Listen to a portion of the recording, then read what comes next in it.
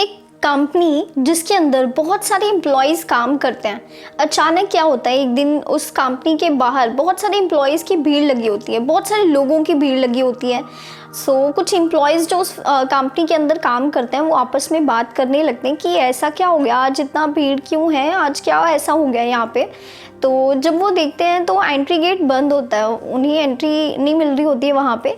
तो वो आपस में बात कर रहे होते हैं कि ऐसा क्या हो गया आज। और इतने में ही उस कंपनी के जो मैनेजर है वो वहाँ पे आते हैं और वो उन्हें बताते हैं कि एक्चुअल में ना एक व्यक्ति है जिसकी डेथ हो गई है। सबसे पहले हम उस व्यक्ति को श्रद्धांजलि देंगे और फिर अपना जो काम है वो हम स्टार्ट करेंगे। तो सभी एम्प्लॉयज़ सोचने लगते हैं कि ऐसा कौन है जिसकी डेथ हो गई है, और वो मैनेजर से पूछते हैं कि सर बताइए किसकी डेथ हो गई, कौन है जिसकी डेथ हो गई, कौन है जो मर गया है।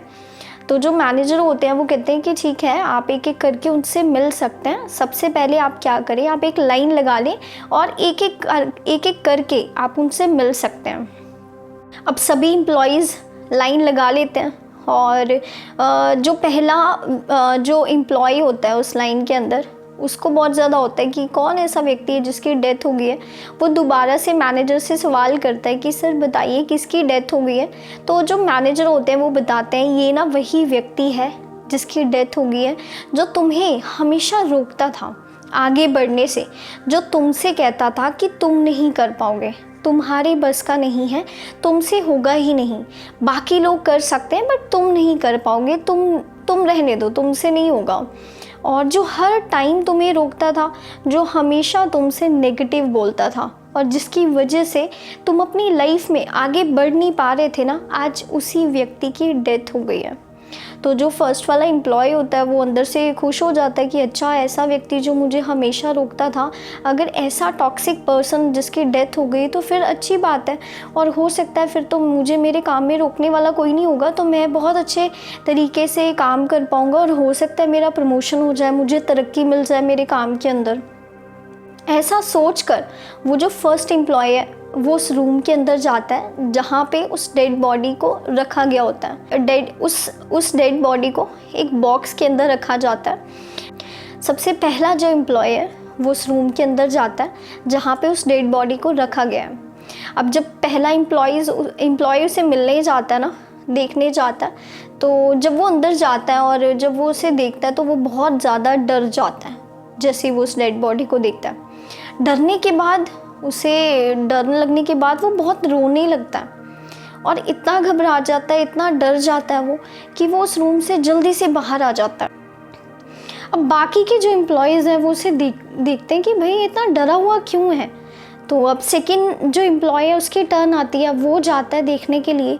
वो जब जाता है उस डेड बॉडी को देखने, वो भी बहुत ज़्यादा शॉक्ड हो जाता है, बहुत डर जाता है उसे देखकर, और डरने के बाद वो भी बहुत तेज रोने लगता है और रोते रोते उस रूम से बाहर आ जाता है।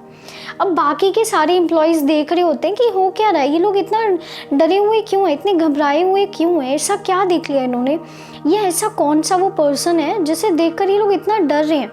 अब जो नेक्स्ट एम्प्लॉय है वो जाता है। इसी तरह करते करते सभी के सभी एम्प्लॉयज़ जाते हैं और सभी का रिएक्शन जो है वो ऑलमोस्ट एक जैसा होता है। सभी बहुत ज़्यादा डरे होते हैं, बहुत ज़्यादा घबराए होते हैं उसे देखकर, और कहीं ना कहीं सभी रो भी रहे होते हैं।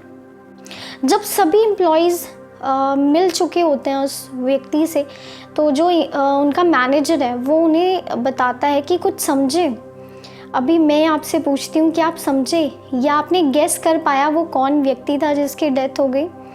उस बॉक्स के अंदर एक्चुअल में कोई डेड बॉडी नहीं थी, उसके अंदर एक मिरर था, एक शीशा था, एक आईना था, जिसके अंदर जो भी एम्प्लॉय देख रहा था ना, उसे अपनी खुद की इमेज, अपनी खुद का चेहरा उसके अंदर दिखाई दे रहा था।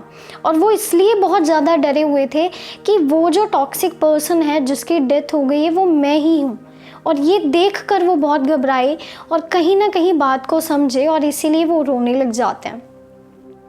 सो ऐसे ही हम सभी के अंदर एक ऐसा टॉक्सिक पर्सन है जो हमसे कहता है कि हम नहीं कर पाएंगे, है ना, तुम नहीं कर पाओगे, तुमसे नहीं होगा, तुम्हारी बस का नहीं है। जब भी हम कुछ नया ट्राई करने का सोचते हैं तो वो हमसे कहता है कि हम नहीं कर पाएंगे क्योंकि शायद इसमें बहुत रिस्क है, या फिर पता नहीं काम होगा नहीं होगा, है ना।